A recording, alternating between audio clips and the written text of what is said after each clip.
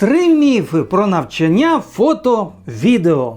Ви знаєте, я приготував наперед не менше десятка гострих тем про фото і відео. Але сьогоднішня поза графіком. Про навчання фотографії та відеозйомці я розповім про ілюзії, хибні висновки і чому в когось шлях до впевненого володіння камерою займає роки, а в когось набагато швидше. З вами Сергій Меркулов. Раз.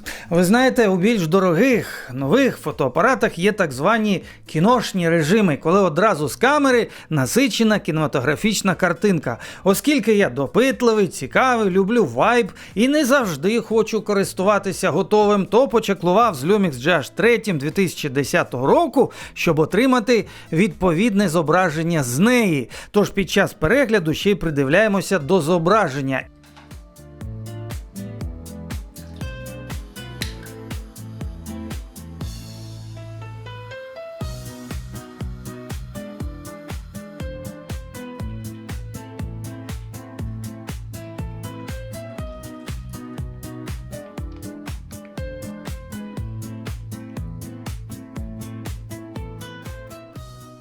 І переходимо до теми випуску. До речі, завершується запис до серпневої групи Фотошколи онлайн. Запитуйте, цікавтеся, координати під випуском, вартість дуже демократична, поки що. І ви зможете дивитись заняття в записі у зручний вам час, але виконувати домашку обов'язково. Отже, міф перший. Я запишусь до фотошколи і там мене навчать усього. Колись давно, відновлюючись у фотографії, переходячи з аналогової на цифрову техніку, я закінчив місячні державні курси. Місячні – це 5 днів на тиждень по 3 пари, тобто по 6 годин. Щодня. По закінченню я зрозумів, що отепер маю зібрати всі отримані дороговкази докупи і пройти їх самостійно, аби засвоїти матеріал по-справжньому. Навчання у фотошколі не робить тебе автоматично упевненим фотографом. Фотошкола може надати базис, спрямувати краще або гірше, залежно від вчителя і програми. Рідкісна фотошкола може допомогти сформувати бачення, уміння, дивитись кадром, його глибиною, працювати з точками уваги, бачити світло, композицію. Рідкісна перепрошиває тебе, робить комп'ютером сприйняття, потім просто піднімаєш до ока камеру таку, чи пересяку, і в ній записується, як ти бачиш. І всі такі кажуть: о, бо це твоє бачення. Не школи, не викладача, а твоє особисто. І це твій головний творчий інструмент, а не камера. Бо камера – це, по суті, фіксатор твого бачення. Але інструкцію до фотоапарату доведеться вивчити тобі. За тебе цього теж ніхто не зробить. І набувати знань, вмінь та навичок теж тобі особисто. Знаєте, по аналогії, дехто купують абонемент в спортзал і не ходять туди. Але ж я спортсмен, у мене абонемент до спортзалу. Це так не працює. Наступна ілюзія, міф, те, що між фото та відеозйомкою велика різниця. Це абсолютна неправда. Колись уважно проаналізував програму майже річних державних курсів, гарних, таких недешевих, на оператора відео. І порівняв їх з програмою фотокурсів. І це зробилося для мене відкриттям. Я дуже багато що зрозумів. На перших курсах зйомка футажу природа. На других фотографування пейзажу. На курсах з відеозйомка натюрморту. На фотокурсах фотографування натюрморту. На перших відеонарис портрет в контрольованих світлових умовах. На других фотографування портрету в студії. Ха-ха, що називається, знайди, пошукай дві різниці. Дозвольте, я просто зараз поясню вам глибоку різницю, хто не зрозуміли. Ось вона. Для зйомки відео ми ставимо на коліщатку режимів піктограму відео. Або натискаємо спеціальну червону кнопку. Для фото обираємо на тому ж коліщатку режими пріоритету діафрагму чи там мануальний. І фокусуємося напівнатисканням кнопки спуск. Після чого дотискаємо її, роблячи знімок. Розбіжності, напівоберт коліщатка і одна кнопка. Які розбіжності далі? Бачення композиції, планів, теорія світла, кольорові акценти, робота з глибиною різкості. Це все спільні знання. Деяку специфіку, таку як роботу з частотою кадрів, прийоми для зйомки відео з рук, палси, Cam, Full HD, 4К і так далі, я поступово викладаю в YouTube для спонсорів каналу і не тільки. І обов'язково надаю учням на курсах. Але в основному йдеться про ваші універсальні навички, знання та вміння спільні для фото і відео. І знову ж таки йдеться про ваше особисте індивідуальне бачення кадру як фотографа чи оператора в динаміці. Та будь ласка! Пише мені гарна дівчина. Придбала камеру Sony A5100. Цитую листа. Ще нічого не знаю толком. Але хочу освоїти фото і відео. Потім гортає програму навчання і пише: ой, щось тут про відео дуже мало, багато про фотографію на початку. Так, вже на першому занятті з фотографії ось як працює сенсор та як тримати камеру в руках. А ви скажіть мені, будь ласка, ви зібралися фільмувати без матриці? Вам не треба знати, як вона працює? Ха! І правильний хват вам теж не потрібен, мабуть. Так чи ні? Навіщо вам хват, якщо ви фільмуєте і тримаєте при цьому камеру в руках? Цікаво. Дитино, навіть у просто фотографії є спеціалізація. До кожного з елементів, якої треба йти роки і роки. Неможливо зробитися фахівцем в усьому одразу. Це як східці. Ви сходите на один східець, роздивляєтеся, куди йде далі. Сходите на другий, потім знову на наступний.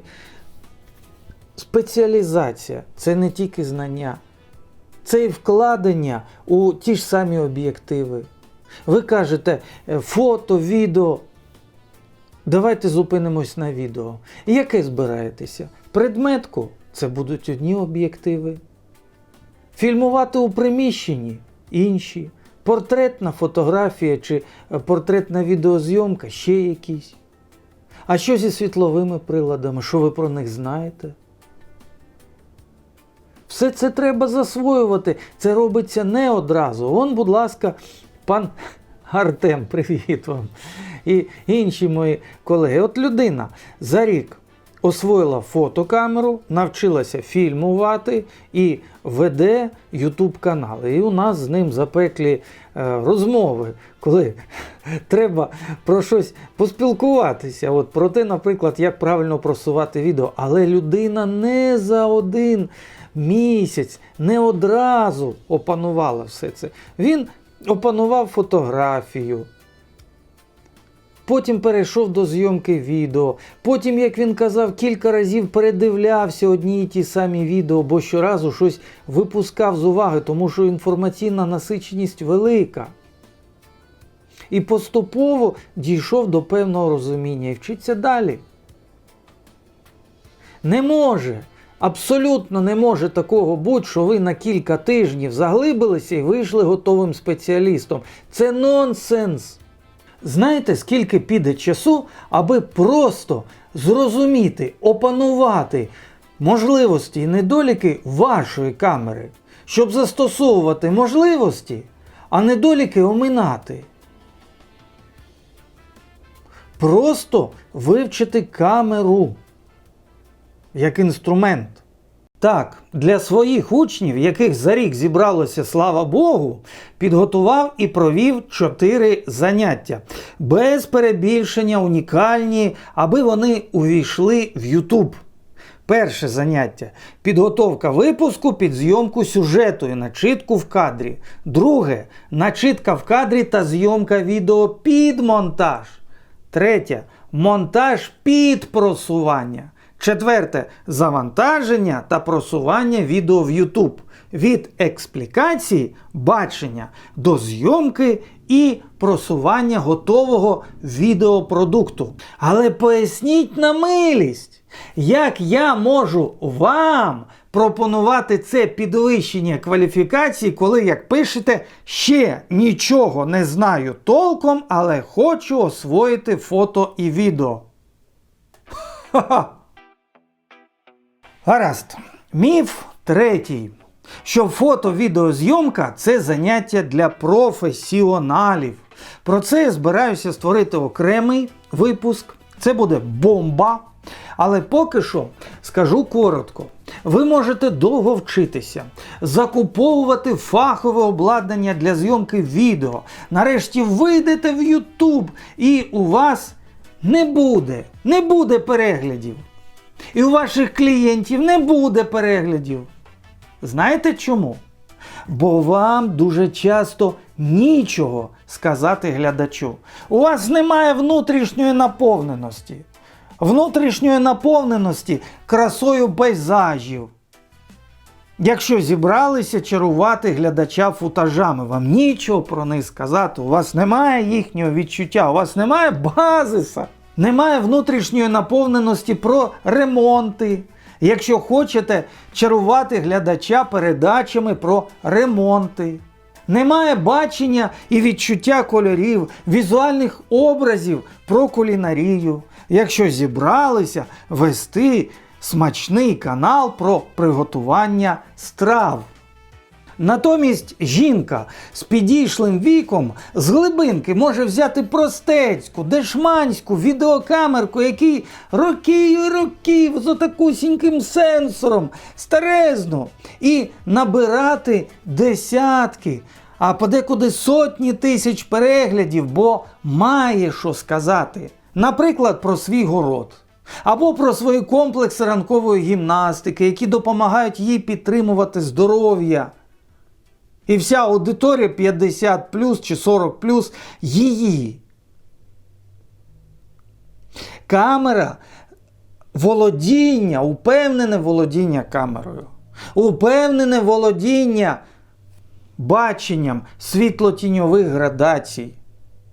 Роботи з композицією надають вам перевагу, значну перевагу перед цією звичайною, простою жінкою.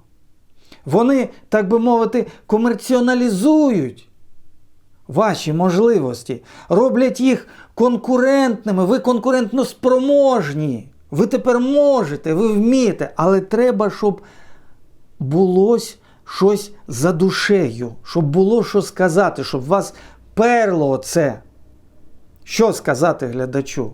Інакше ви просто технічний працівник, відеознімака, відеомейкер. Найманий. Ще раз поясню тим, хто не чують. Це навчальний канал. Я навмисне беру немолоду камеру, аби новачки, бо звідки в них одразу на нові інструменти, аби новачки не боялися починати, аби вони усвідомили на прикладі, що можна взяти не обов'язково найновішу, не обов'язково найдорожчу камеру і з ними розпочати не тільки своє навчання, а і творчий шлях у професії або в захопленні. Тому я сьогодні на каналі показую не нові дорогі камери, а ті, які розповсюджені, які потягне кожна і кожен. Я вважаю, що було б вкрай непедагогічним відлякувати тих, хто мріють про фото-відео, балачками про якусь особливу, дорогу техніку, для якої їм знадобиться довго ще відкладати гроші або брати кредити. Відтягувати навчання не можна, це злочин перед собою. Упущений час – це невідновлюваний ресурс. Єдиний по-справжньому невідновлюваний ресурс у нашому житті.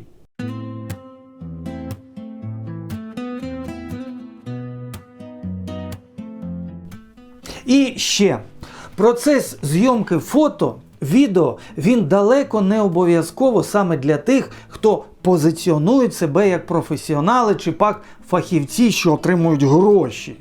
Заняття фото і відео – це унікальний, дієвий метод самовиховання та внутрішнього особистого розвитку і для дорослих, і для дітей. На цьому я щиро подякую спонсорам програми. Чекайте, ще не кінець. Донат на спонсорство від однієї чашечки кави на місяць, за що буду дуже вдячний. Це допомагає сплачувати рахунки за світло під час монтажу. І нагадаю, що вже завершується набір до серпневої групи фотошколи онлайн. Наступна буде, якщо Бог дасть, восени. І підсумую частиною одного з попередніх випусків, яку ви, можливо, не бачили. І до зустрічі! Якщо мене зараз дивляться мами, тата, всі, у кого є діти, то з усією відповідальністю кажу вам, ми віддаємо розвивати дітей на шахи, танці, до театрального гуртка і часом дуже серйозно вкладаємося в це і часом, і фінансово. Ми здогадуємося, що дитина навряд чи буде професійною танцюристкою і навряд чи зробиться другим втіленням Бобі Фішера або Гаррі Каспарова. Але ми платимо з родинного бюджету $100 за її участь в танцювальному конкурсі. Ще за 150 купуємо туфлі, з яких дитина миттєво виросте. І шиємо їй на замовлення сценічне вбрання. А потім ще вкладаємо $1000, аби з'їздила з колективом на конкурс до Болгарії. І ще роками. І все це заради її розвитку, заради її гармонійного сприйняття світу.